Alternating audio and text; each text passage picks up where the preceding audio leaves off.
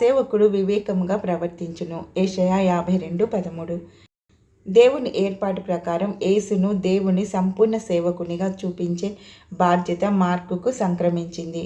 ఎక్కువ ఉపద్ఘాతమేమీ లేకుండానే మార్కు తన కథనాన్ని ఆరంభించి 16 అధ్యాయాలలో ఈ సేవకుడు విరామం లేకుండా ఒకదాని వెంట ఒకటి కరుణాక్రియలు జరిగిస్తున్న వైనాన్ని మన కళ్ళ ముందు ఉంచాడు. యేసు ఒక చోట నుండి మరొక చోటుకు వెళ్ళిపోతూ సేవాధర్మంలో నిమగ్నమై ఉండడాన్ని చిత్రీకరించాడు. సేవకుని పుట్టు పూర్వతరాల గురించి ఎవరికి కావాలి? అందుకని మార్కు సువార్తలో యేసు వంశావళి కానీ ఆయన జన్మ వృత్తాంతం కానీ ఉండవు. మార్కు సువార్తలో వెంటనే, ఆ దినమే, ఇంకనూ మాట్లాడుచుండగా, అక్కడి నుండి లేచి, అంతటా, ఆ తరువాత అనే పదబంధాలు తరచుగా కనిపిస్తుంటాయి.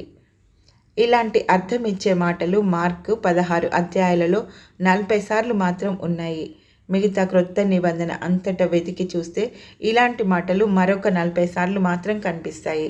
తాను నెరవేర్చడానికి వచ్చిన పనిని పూర్తి చేయడంలో విసుగు, విరామం లేకుండా ఒళ్ళు వంచి చాకిరీ చేయడానికి సమకట్టిన సేవకుడు మార్కు సువార్తలో కనిపిస్తున్నాడు. తాను నెరవేర్చడానికి వచ్చిన పనిని పూర్తి చేయడంలో విసుగు, విరామం లేకుండా ఒళ్ళు వంచి చాకిరీ చేయడానికి సమకట్టిన సేవకుడు మార్కు సువార్తలో కనిపిస్తున్నాడు.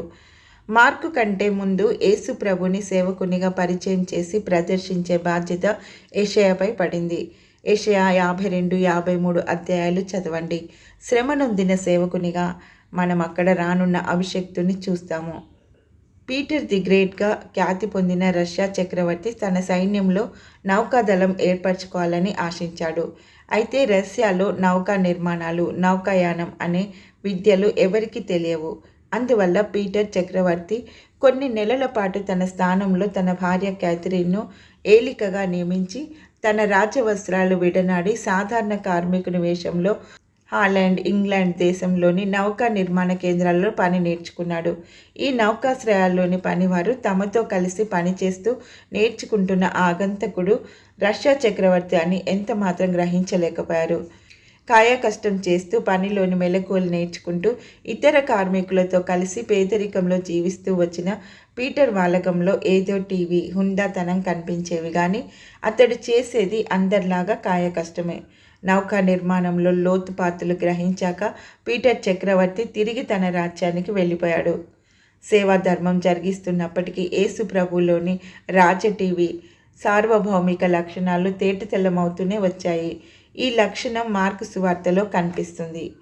ప్రవక్తగా మన ప్రభువు భూప్రపంచ